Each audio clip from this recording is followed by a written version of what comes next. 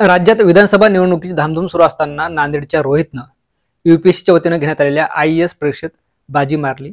देशात पहिला क्रमांक पटकावलाय. Indian engineering service. आपल्यासोबत रोहित धोंडगे आहेत. काय सांगाल? तुमचं सर्वप्रथम खूप खूप अभिनंदन. तुम्ही धन्यवाद. यूपीएससीच्या वतीनं घेण्यात आलेल्या IAS मध्ये देशात पहिले आलात. काय पहिली प्रतिक्रिया, काय वाटतं? सर, मला आश्चर्य वाटला. म्हणजे मला नक्कीच वाटत होतं की माझा सिलेक्शन होईल, पण पहिला किंवा पहिल्या 10 मध्ये येणं अवघड राहतं. तर मला फार चांगलं वाटलं. माझ्या परिवाराच्या, माझ्या मित्रांच्या प्रयत्नांना यश मिळालं असं वाटलं. चांगलं वाटलं. आता मला सांगा, खरं तर यूपीएससीकडे आपल्या भागातील लोक जात नाहीत. नांदेड जरी असलं तरी फार शैक्षणिकदृष्ट्या आता नांदेड पुढारलंय. पण अजून जे आहे ते UPSC MPSC जितका टक्का असा इतकं दिसत नाही. तुमचं प्राथमिक शिक्षण कसं झालं, माध्यमिक कसं झालं, काय सांगाल? माझं प्राथमिक शिक्षण नागार्जुना पब्लिक स्कूल मी इथे केलं. तिथे मला सवय होती की म्हणजे बाहेर तेवढं न जाणं, अभ्यासाकडे थोडं लक्ष ठेवणं चांगलं. तर डिसिप्लिन हा मला 10वी मध्ये कळाला की डिसिप्लिन मेंटेन करावं लागतो, प्लॅनिंग करावी लागते. तर नागार्जुना पब्लिक स्कूल इथं माझं प्राथमिक शिक्षण नांदेडमध्येच झालं सर. हो. नंतर माध्यमिक शिक्षण माध्यमिक शिक्षण मी नारायणाला केलं, हैदराबादला. IIT साठी प्रिपेअर करायचं होतं. तेव्हा नांदेडमध्ये भरपूर काही नव्हतं इंजिनिअरिंगचं. तर मी नारायणा हैदराबादला गेलो. तिथे मला मोबाईलपासून दूर राहणं किंवा चांगल्या वाईट गोष्टी काय राहतात, चांगले मित्र कसं बनवणं, तर ते सगळं कळालं. तिथं मला 2 वर्ष मोबाईल नव्हता. जेव्हा आपण बाजूला जातो, लाईक बिघडतो काइंड ऑफ थिंग, तर 11वी-12वीला मी मोबाईलपासून दूर होतो. तर तो मला फार हेल्प करतो आता पण, की मी करू शकतो.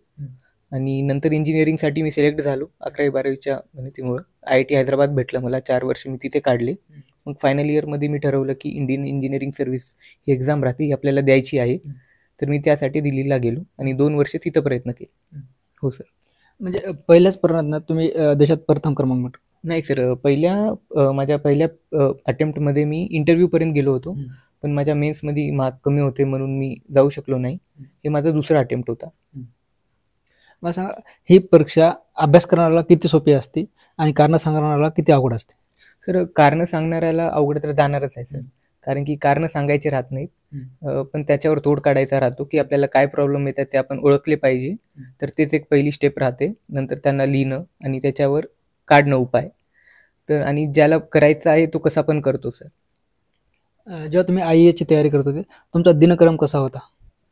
दिन क्रमांक 6-7ला मी उठायचो. जेव्हा माझं पहिल्या अटेम्प्टला सर अवघड होतं, कारण की आम्ही 2 जण राहायचो. बाथरूम पण 6 जणांमध्ये होती. तर अंघोळीला जाणं, बाथरूम वगैरे करणं ते अवघड जात होतं. तर 6 वाजता उठावं लागत होतं मला. 8ची क्लास राहत होती. मी एक पण क्लास मिस नाही केली त्यावेळेस, पहिल्या वेळेस. नंतर पण नाही केली. तर सकाळी जाणं, 2 पर्यंत क्लास करणं, मग थोडी झोप घेणं, मग अभ्यास. तर सहसा क्लासेससोबत 6-7 तास अभ्यास होतो. आणि जेव्हा क्लासेस नाही राहत तेव्हा 10-12 तास आपण अभ्यास करू शकतो. 10 तास मिनिमम करूच शकतो. 12 तास 14 तासपर्यंत आपण खेचू शकतो. हो, असा होता. रात्री 12पर्यंत करायचं, सकाळी 7ला उठायचं, दुपारी जेवणाला यायचं, तेव्हा मोबाईल वगैरे चेक करायचं. आणि एक्झामच्या 2 महिन्यापूर्वी मी 1 महिन्यापूर्वी असा मोबाईल बॅगमध्ये ठेवून मी अभ्यासाला जायचो.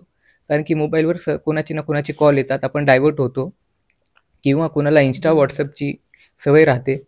तर तो उघडत राहतो आपण 5-5, 10-10 मिनिटाला. तो फार डिस्टर्बन्स आहे. तर तो बॅगमध्ये ठेवून, सायलेंटवर ठेवून आपण जायचं. आता ज्या इंजिनिअरिंगच्या मुलांना IAS व्हायचं, त्यांनी काय वाचलं पाहिजे, कशा पद्धतीने अभ्यास केला पाहिजे, काय सांगाल सविस्तर जरा? पहिले मला सांगायचं आहे, जे कॉलेजमध्ये आहेत तिकडच्या प्रोफेसर्सना सांगायचं आहे की तुम्ही म्हणजे जेव्हा शिकवता तेव्हा त्या दृष्टीनं कोणाने शिकवा. ते फार मदत करेल, स्टुडंट्सला गाईड पण करेल. कारण की प्रोफेसर्सला माहीत आहे की काय शिकवायचं आहे, काय नाही. आणि स्टुडंट्सला पण सांगेल की क्लासेस अटेंड करा आणि रेफरन्स बुक वगैरे जे राहतात ते सॉल्व्ह करायची. आणि PYQs फार इम्पॉर्टंट आहेत. बेसिकली सेकंड इयरपासून नाही, पण थर्ड इयरपासून तुम्ही जर सुरू केलं तर 4th इयरच्या एंडपर्यंत तुम्ही क्रॅक करू शकता ही परीक्षा. मी 4th इयर नंतर सुरू केलं म्हणून मला 2 वर्ष लागले. पण आणि जे 4th इयर ज्यांचं झालं आहे, त्यांना 2-3 वर्ष झाले पास आउट होऊन, त्यांनी भिलं नाही पाहिजे. कारण की महाराष्ट्राचे मी पाहिलं आहे की मुलांना वाटतो की ही परीक्षा फार अवघड आहे, पण केल्यानंतर सोपी आहे. 1-2 वर्ष तुम्ही अभ्यासाला द्या चांगलं, तर जे आपले परीक्षा आहेत महाराष्ट्राचे ते तुम्हाला सोपे जातील. पण तुम्ही जर महाराष्ट्राच्याच परीक्षेला टार्गेट बनवलं तर जी सेंट्रलची परीक्षा आहे ती तुम्हाला अवघड वाटेल. जर अवघडसाठी प्रयत्न केले तर आपल्याला खालची परीक्षा सोपे जातील आणि कुठं ना कुठं सिलेक्शन होऊन जाईल. ते मी पाहिलं आहे आणि तुमच्यासोबत पण होईल. वाटलं होतं देशातून पहिला क्रमांक रोहित धोंडगे पटकावतील? पहिला नाही, पण सिलेक्शन तर होईल वाटलं होतं. पहिली ड्रीम होती. जेव्हा सुरू केलं होतं तेव्हा पहिला रँकच पाहिजे होता. पण नंतर खेचून गेलो आणि नंतर वाटलं की येईल की नाही, तर सिलेक्शन आणि वाटलं की एक चांगलं डिपार्टमेंट भेटावं. हम्म. त्याच्यामध्ये मी सॅटिस्फाय राहील, पण पहिला क्रमांक आला ही चांगलीच गोष्ट आहे. आता तुम्हाला कोणती पोस्टिंग अपेक्षित आहे? मी जसं प्रेफरन्स भरला होता त्या हिशोबाने मला सेंट्रल इंजिनिअरिंग सर्व्हिसेस रोड्स भेटेल. हां, तिथं असिस्टंट एक्झिक्युटिव्ह इंजिनियर म्हणून पोस्टिंग राहते. ती सहसा 6-7 महिन्यानंतर होईल. आता मला सांगा, ट्रेनिंग कसं असणार आहे आणि ते कुठं असणार आहे? तर ट्रेनिंगबद्दल नाही माहीत, त्यांचं वेगवेगळ्या ठिकाणी राहतो. सहसा पुण्यामध्ये पण होतात ट्रेनिंग ADSC CWCच्या. तर ते कुठं पण होऊ शकतो भारतात, आणि वेगवेगळ्या ठिकाणी होतात, पार्ट्स ट्रेनिंगचे राहतात. 1 वर्षाची ट्रेनिंग राहते ती. आता तुमच्या सगळ्या याच्यात कुटुंबियांचं कसं सहकार्य लाभलं, विशेष करून आई वडिलांचं कसं सहकार्य लाभलं? तर आई वडिलांनी मला कधीच म्हणजे असं डिस्टर्ब नाही केलं, की काही पण घरी चालू राहतात प्रॉब्लेम, प्रत्येकाच्या घरी राहतात, पण त्यांनी कधीच मला कॉल करून असं नाही म्हणलं की हे चालू आहे. कधी मला नाही बोलवलं, कोणाचं लग्न असो, कोणते कार्यक्रम असो. आणि भाऊ कधी परेशान असेल दवाखान्यात, त्यांनी कधी मला कॉल नाही केला की असं चालू आहे. आणि त्याला कधी पण नाही वाटलं की तू एवढं पुढे जात आहेस, माझं असं झालं, मी काय करू. तर त्यांनी मला फुल सपोर्ट केला. दीदीने पण सपोर्ट केला तिच्याकडून जेवढा होईल.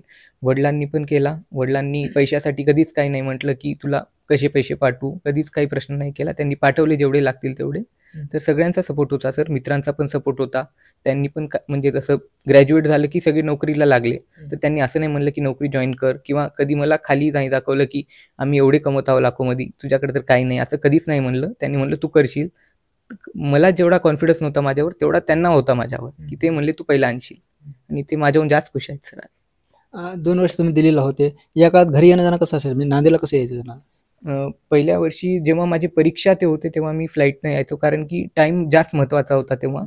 आणि नंतर जेव्हा हे होतं की टाईम आहे आपल्याकडे, तेव्हा ट्रेनने येणं जाणं करायचं. पहिल्या वर्षी कमीच होतं येणं जाणं, कारण की ते माझी एक स्टार्टिंग स्टेज होती की मला तेव्हा तिथं स्टार्ट करायचं आहे. आणि स्टार्टिंगलाच आपण जरा डिस्टर्ब झालो तर अवघड जाते पुढे. तर फाउंडेशन बनलं होतं पहिल्या वर्षी. दुसऱ्या वर्षी थोडं येणं जाणं झालं, की 2 महिन्याला एकदा असं झालं, कामासाठीच ते पण. आता मला सांगा, एकंदरीत IAS असेल, UPSCच्या माध्यमातून ज्या परीक्षा होतात, स्पर्धा परीक्षा करणाऱ्या विद्यार्थ्यांसाठी काय संदेश असेल?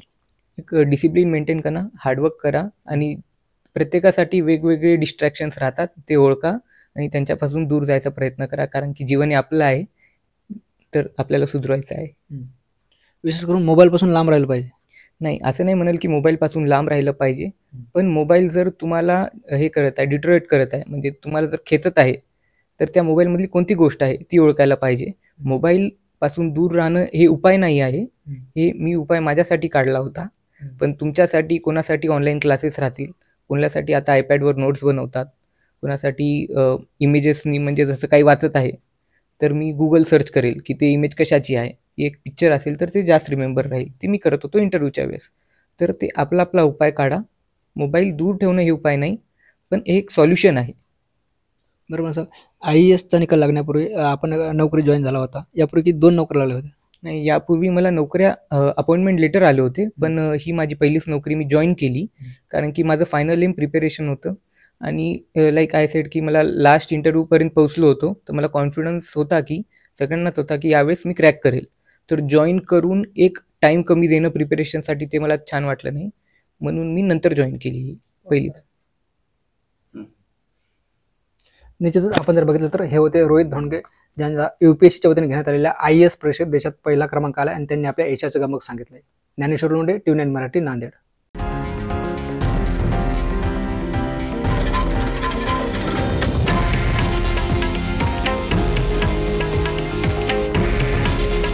हे आहे देशातील नंबर 1 न्यूज नेटवर्क आणि आपण पाहत आहात TV9 मराठी. काळजी तुमची, हित महाराष्ट्राचं.